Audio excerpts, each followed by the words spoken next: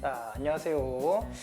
아, 지난번에 동학 첫 번째 시간을 했었는데 뭐 내용이 상당히 짧게 한다고 했습니다.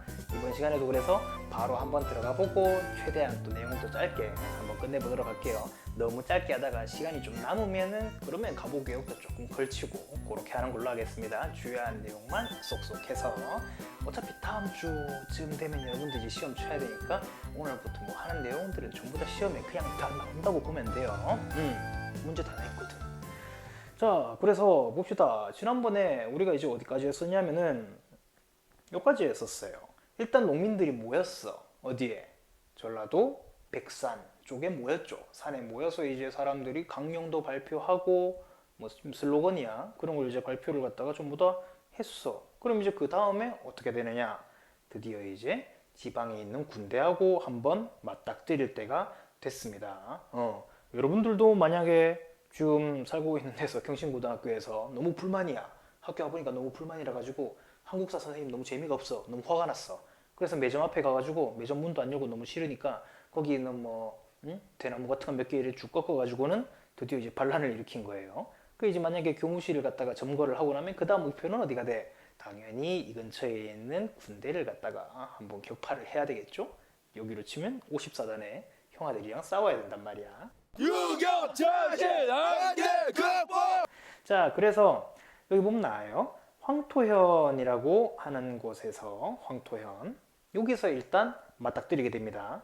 여기 보면 자, 지도 여기 보면 나와요. 황토현 전투라고 해서 나오죠. 요때는 그러니까 누구랑 맞닥뜨린 거냐면 일단은 지방군하고 싸웁니다. 지방군. 지방군대하고 맞닥뜨리게 되는데 아무리 지방군이라지만 농민군이 이길 거라고 생각한 사람은 아무도 없어. 왜? 아무리 지방군이라도 총 들고 싸우는데 농민군은 지난번에도 얘기했다시피 주력 무기가 뭐야? 죽창이거든. 너희 지금 죽창 주고 총이랑 싸우라고 아무리 화승총이라지만 이길 수 있겠어요? 근데 농민군이 이겨. 어떻게 이겼는지는 그냥 그 앞에 선생님이랑 같이 한번 얘기해 보세요. 도대체 어떻게 이길 수 있었을까? 그러니까 정부 입장에서 또 깜짝 놀란 거야. 농민 나부랭이가 지방 군대를 격파했다 그러니까 자, 지방군이 격파되면 당연히 그 다음엔 누구를 보내야 돼요. 그죠? 자, 중앙에서 이제 황룡촌이라고 하는 곳으로 누구를 보내냐면 중앙군대를 파견을 합니다. 중앙군을. 저 위, 너희들 수도 서울 근처에서 군대가 오는 거야. 너희를 격파하겠다고. 그래서 자, 황룡촌이라고 하는 데가 있는데 여기서는 중앙군이랑 이건 별로 중요하진 않아요. 중앙군이랑 이제 맞닥뜨리게 됐는데 여기서도 심지어 누가 이겨? 농민군이 이겨요. 너희가 죽창 가지고 저쪽에 막 날아오는 전투기 부수고 그러는 거야. 지금으로 치면. 그래서 결국에는 당시 전라도에서 가장 큰 도시, 지금은 여러분들 전라도 쪽으로는 잘 안 가봤겠지만은 전라도 쪽에서 제일 큰 도시라고 그러면 보통 어디예요? 지금은 광주 얘기하는데 옛날에는 광주보다 어디가 제일 컸냐면 도 이름에도 벌써 나오잖아. 전라도. 전주 플러스 나주거든. 그래서 전주가 옛날에 제일 큰 도시였습니다. 그래서 그 전주를 어떻게 해버렸다? 점령을 해버렸다. 누가? 바로 이 농민군들이 전주를 점령하게 되어버렸다는 거. 자, 그래서 자, 전주성까지 점령을 해버리게 됐어요. 전주성까지. 지금으로 치면은 여러분들이 대구시청을 점거해버린 건데 이거 엄청나게 큰 사건이었습니다. 그러니까 전주성까지 함락됐다는 소식을 정부가 듣고 나서는 드디어 이제 깜짝 놀라. 그러면 이게 좀 제대로 된 나라라면은 여기서 이제 어떤 식으로 나와야 돼요? 야, 쟤네들이 우리한테 불만이 엄청나게 많은 것 같다. 그러면은 뭐 이제 싸워서 졌으면 중앙군이 싸워서 졌으면 어떻게 해야 돼? 그러면 설득을 한번 해보든가. 설득이 잘 안 되면 뭐 약간 좀 빌런 스타일이긴 한데 뭐 속이든지 뭐 진짜 군대를 바리바리 끌어모으든지 해서 농민군을 박살을 내던가 나름 국가의 군대라면은 근데 그러겠다는 생각 자체를 잘 못해요. 그전에도 그렇고 이모군란 때도 그렇고 갑신정변 때도 그렇고 우리 당시 정부의 가장 최종 테크는 어디에 도와달라? 그렇지. 자, 여기도 보면 나와요. 청에다가 도와달라. 청에 원병을 요청. 이게 가장 최선의 방법이었습니다. 당시 정부에게 있어서는. 이러면 안 되는데. 자, 근데 문제가 한 게 있어요. 그 전하고 지금하고 좀 다른 게, 자, 총에 원병을 요청하면은 그냥 청나라 군대만 올 것 같죠. 근데 이게 아니야, 이제 이때부터는. 왜? 그 전에 우린 뭐 했어? 뭐에 대해서 배워봤어요? 자, 요거 조금 중요한 개념이긴 한데, 텐진 조약이라고 하는 게 체결이 돼 있었습니다. 텐진 조약. 자, 요거 기억나야 돼요. 뭐의 결과 체결된 거? 1884년 뭐? 그렇지. 갑신정변의 결과 체결돼 있던 텐진 조약, 이것 때문에 내용이 뭐 어떤 거였습니까? 청나라하고 일본 군대는 일단 조선에서 물러난다. 자, 근데 대신에 혹시 조선으로 두 나라 군대 중에 하나가 군대를 보낼 때는 반드시 상대국에 통보한다. 이거였거든. 자, 그러니까 청나라 군대가 우리나라에 군대를 보내려면 어느 나라에도 알려야 돼? 일본에도 알려야 돼요. 그러니까 이제 일본도 그러면은 우리도 간다. 이렇게 돼버린 거죠. 자, 그래서 나옵니다. 청이 군대를 파견하자 일본도 조선에 군대를 보내면서 결국엔 두 나라 군대가 전부 다 우리나라 쪽으로 오게 되었다는 겁니다. 이 좁다란 나라에. 자, 그러니까 이제 우리 정부 입장에서는 야, 이거 처음에 생각한 거하고 좀 달라요. 우리는 농민군이 싫어가지고 저 농민 나부랭이들이 싫어서 청나라한테 군대를 달라 그랬는데 일본 애들까지 다 가버렸어. 이게 문제야. 그러니까 이제 그때부터 이제 무슨 생각을 하기 시작하느냐. 농민군하고 일단 협상을 한번 해보자. 자, 그래서 나요. 청과 일본의 군대 철수를 요청하면서 농민군하고 이제야 화해를 해보자. 그 농민군 입장에서도 이게 좀 부담스럽습니다. 지금 왜? 자기네들 때문에 정부에서 청나라 군대를 부른 것 같은데 결국에 청나라하고 일본하고 다 버리게 됐거든. 그러니까 농민군 입장에서도 빨리 이거를 정리를 해야 돼. 우리나라 정부하고 얘기를 해서.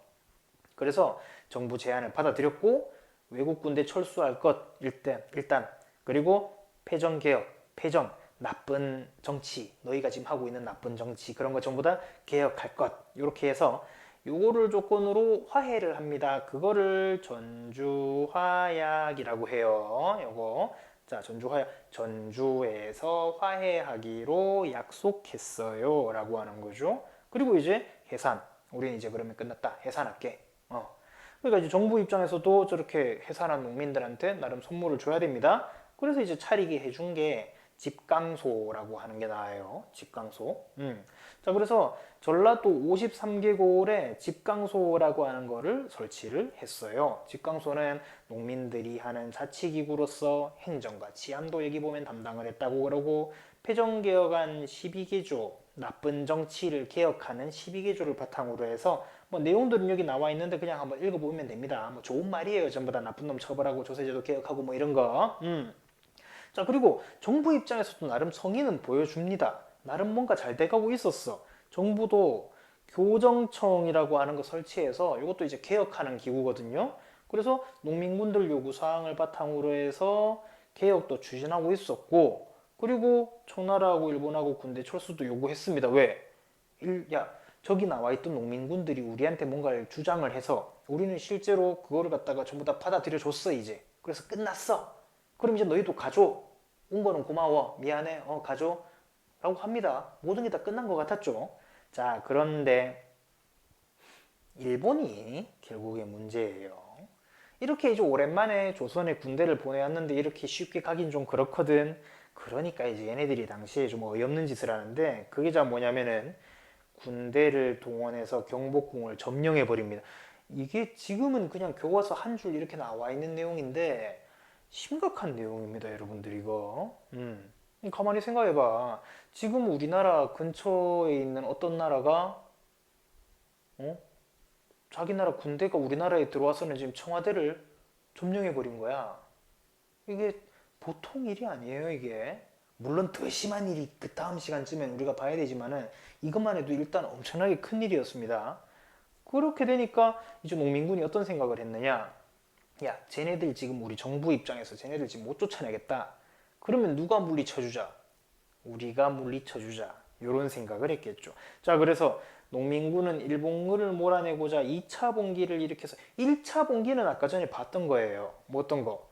그 이제 무장해서 봉기해서 황토현이랑 황룡촌에서 싸워가지고 전주 점령하고 전주 화약 맺고 요게 이제 1차 봉기였고 그리고 나서 이제 해산을 했잖아.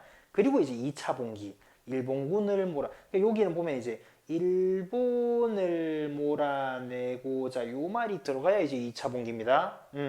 자, 그래서 요때가 특징이 전봉준이 이끄는 전라도 지역의 농민군 플러스 손병희가 이끄는 충청도 지역의 동학조직도 가세.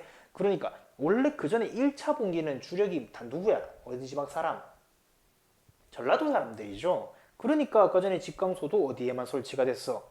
전라도에만 설치가 됐었는데, 자, 이제 충청도 지역 사람들도 가세를 합니다. 훨씬 더 이제 사람들이 많아졌어요. 근데 요렇게 되니까 이제 정부 입장에서는 또 살짝 싫어져. 왜? 뭐가 싫어져? 쟤네들이 왜 또 저렇게 들고 일어나는 거야? 거기다가 플러스 이걸 또 더 싫어하는 거 일부 양반들. 일부 양반들 같은 경우에는 농민들이 자꾸 저렇게 아까 전에 나왔잖아. 반봉건. 지금까지의 사회 제도 자체를 부정하는 이런 모습을 보이는 게 싫었죠. 어디 저 농민 쌍꺼들이 이렇게 되는 겁니다. 그래서 심지어 이 사람들이 누구랑 합세를 하냐면 일본 애들이랑 같이 힘을 모아요. 그래서 농민군들을 갖다가 진압을 하게 되었다. 그 농민군 입장에서는 일본군하고만 맞서 싸워도 상당히 이기기 힘든 싸움인데 거기에 우리 정부 플러스 우리 저기 양반들까지 합세해 버리니까 상당히 이기기가 힘든 싸움이었다는 거죠. 자, 그래서 결국에는 전봉준 플러스 손병희가 이끄는 농민군, 전봉준 플러스 손병희가 이끄는 이 농민군이 전부 다 같이 어디로 가자? 서울로 가서 다시 궁궐을 되찾아야 되니까 서울로 진격을 하고 있던 중에 공주 우금치라고 하는 곳에서 중요한 지역입니다. 우금치라는 곳에서 정부군 플러스 일본군을 맞닥뜨려요. 우금치 할 때 이제 치라고 하는 거는 이렇게 산이랑 산이 있으면은 어느 지점이겠어요? 여기죠. 여기 고갯길, 고갯마루. 여기서 이제 딱 정부군이랑 플러스 일본군이랑 맞닥뜨렸는데 일본군이 당시에 워낙 이제 신식 무기로 무장을 하고 있었기 때문에 신식 무기로 무장한 일본군. 결국에 이제 사상자만 많이 내고 패배하고 말았다. 결국 이렇게 돼가지고 동학농민운동은 실패로 끝이 나고 말았다. 이렇게 이야기를 하면 되겠습니다. 어떻게 당시 이제 농민군들이 그나마 황토현이나 황룡촌에서 그러면 이길 수 있었는지는 요 부분을 읽어보면 자세하게 나와요. 요거는 앞에 있는 선생님하고 한번 얘기를 해보도록 하겠어요. 도저히 어떻게 이길 수 있었을까요? 궁금하죠? 자, 그러면 이제 동학농민운동의 의의랑 한계, 요거를 한번 봅시다. 자, 일단 의의는 여기 보면 나와 있어요. 반봉건. 했잖아요, 그 지난번에. 지금까지 있던 낡아 빠진 사회 시스템, 양반이 중심이 되고 신분제가 철저하고 이런 거에 반대한다. 요런 거. 그리고 플러스 2차 때는 뭐도 같이 끼어든다? 반외세. 이제 일본 애들 저런 애들 전부 다 물러나고 우리끼리 정치를 합시다. 요런 내용도 나와 있었다. 그래서 이제 통학농민운동 의 그러면은 딱 그냥 6글자 알고 있으면 됩니다. 반봉건, 반외세. 요거만 알면 되는데 물론 한계도 있긴 있어요. 별로 중요한 거는 아니지만은 자, 한계는 이제 어떤 거냐면 요 부분 나와 있어요. 일단 근대적인 국가를 이루기 위한 구체적인 방안 자체를 제시하지는 못해요. 그러니까 이건 싫은데 지금까지 반봉건 반회세 저거 다 싫은데 그러면 어떤 나라를 만들래? 그러면 정확하게 뭐가 나오진 않아. 이건 한계야. 자, 그렇지만은 농민군들이 정확하게 말하지는 않았지만 아까 나왔던 패전개혁안 12개조 이런 식으로 조금씩 말해놨던 거 있죠. 그런 것들은 전부 다 나중에 어디에 반영된다? 요 바로 다음에 나오는 가보개혁에 전부 다 반영이 되기는 합니다. 거기다가 플러스 이때 이제 목숨을 구한 일부 동학 농민 세력은 나중에 무슨 세력이 된다? 항일 의병 투쟁에 가담을 해서 우리 민족 정신을 계속해서 되살려가고 있었다라는 거 알고 있으면 되겠어요. 자, 그럼 이제 요 밑에 보면 뭐 이렇게 쭉 얘기가 나옵니다. 전봉준이라고 하는 요 중심적인 사람에 대해서 신문 기록 나오는데 뭐 고부 등지에서 있었던 거 너 그때 왜 그랬니? 자, 얘기 나오고 그러면 왜 다시 봉기했니? 이용태라고 하는 아넥다가 와가지고 나쁜 짓 했어요. 뭐 그런 얘기도 다시 정리가 돼 있고 그러면 가을에 다시 봉기한 건 또 왜 그러니? 그건 일본 애들이 잘못한 거예요. 뭐 이런 식으로 얘기가 쭉 다 나와 있고요. 자, 패전개혁안 12개조 해가지고 이런 것들도 쭉 내용이 나와 있습니다. 시간이 조금 남아 있는 것 같으니까 가부개혁도 처음에 조금은 한번 같이 볼게요. 자, 가보개혁은, 자, 왜 사람들이 가보개혁, 지난번에 나한테 물어는 어떤 학생이 뭐 가보경장 이런 표현 쓰는데 그거 되게 옛날 표현인데 쓰는 사람이 있어서 깜짝 놀랐어. 그것도 맞는 말이에요. 똑같아요. 가보경장이나 가보개혁이나 똑같은 얘기입니다. 자, 근데 가보개혁 하는 게 이게 전부 다 가보년에 일어난 개혁이다 이 말이죠. 가보년. 그 가보년은 몇 년이요? 가보년은 1894년이 되겠습니다. 1894년. 우리가 보통 가보개혁 그러면은 요 밑에 나오겠지만은 1, 2차를 보통 가보개혁이라고 하고 사실 3차 가보개혁도 뭐 있긴 있어요. 표현을 그렇게 부르기도 해요. 1, 2차 가보개혁은 말 그대로 이제 가보년에 있었으니까 가보개혁이라고 부르는데 요 3차 개혁은 나중에 따로 설명이 나오겠지만은 따로 떼서 뭐라고도 부르냐면은 을미개혁이라고 부르기도 합니다. 그냥 그렇게 알고 있으면 되고. 자, 1차 가보개혁 요 내용을 한번 보면은 자, 아까 전에 이거 살짝 나왔어요. 동학농민운동 했을 당시에 우리 정부에서는 그 농민들이 그 집강소 만들어서 활동했을 때 중앙에서는 뭐 했냐면은 교정청이라고 하는 거를 만들어서 개혁을 벌써 하려고 했어. 추진을 실제로 했어요. 자, 근데 어떤 일이 생겼다? 일본이 어디를 점령해 버렸어? 경복궁을 점령해 버렸어요.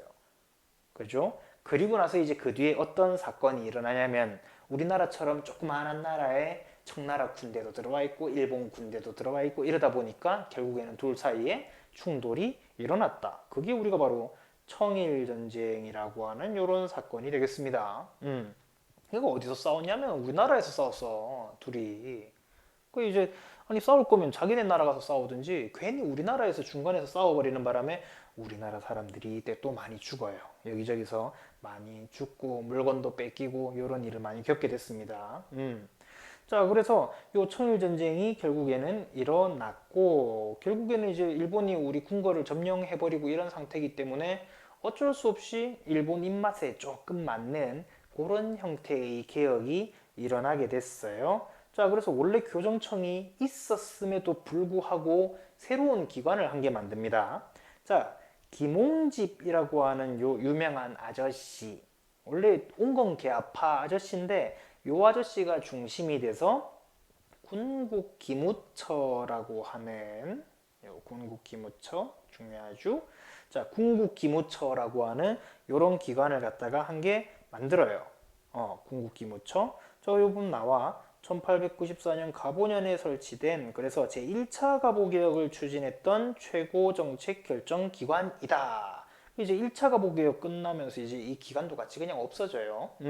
자, 그래서 요걸 설치를 했고 그래서 갑신정변 때 내용 플러스 동학농민운동의 요구를 수용해서 개혁을 추진했어요. 그러니까 요걸 우리가 제1차 가보개혁이라고 부릅니다. 근데 이게 이제 특징 중에 하나가 어떤 게 있냐면 물론 일본 영향 때문에 시작한 개혁이 맞기는 맞는데 일본이 이때 정신이 없어. 왜?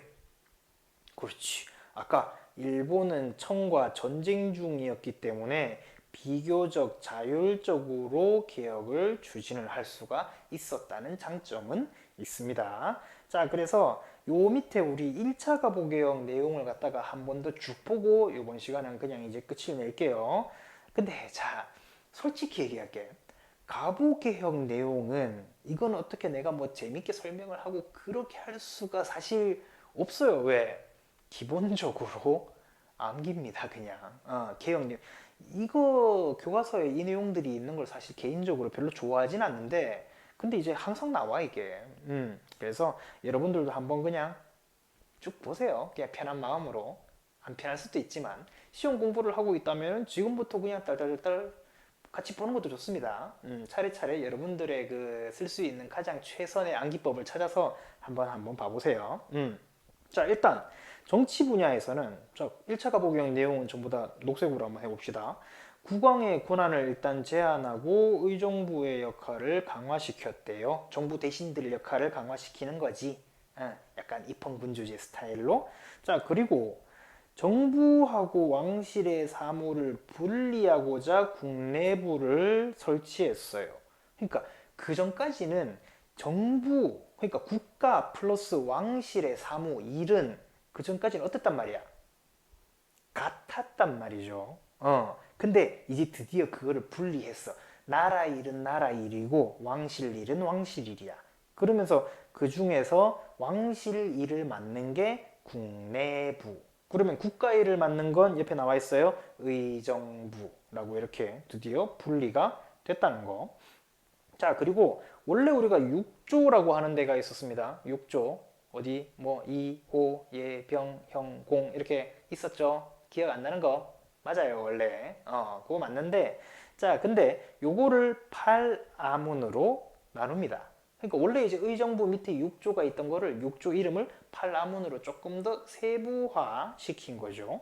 자, 그리고 플러스 그 전에 이제 시험 제도가 있었잖아. 우리 고려 누구 때부터 있었던, 광종 때부터 있었던 아주 긴 역사를 가지고 있던 과거제라고 하는 게 드디어 이제 폐지가 됩니다. 이제 옛날처럼 유교 경전 달달달 외우거나 시 쓰고 이런 걸로 관리 뽑는 거는 폐지시킨다. 대신에 근대적인 관리 임명 제도를 실시를 하게 됐어요. 그리고 이제 경무청이라고 하는 거 설치해서 근대적인 경찰 시스템 드디어 1차 때 도입이 되게 됐고, 그리고 우리가 지금까지 청나라의 소국이라는 느낌이 제일 강했던 것 중에 한 개가 연호를 계속 청나라 걸 썼어. 실제로 조선왕조 실록 보면은 초반부에는 명나라 연호를 쭉 쓰다가 우리가 이제 청나라한테 고개 숙이고 명나라 멸망된 뒤에 보면은 청나라 연호를 씁니다. 그래서 그 청나라 연호를 폐지하고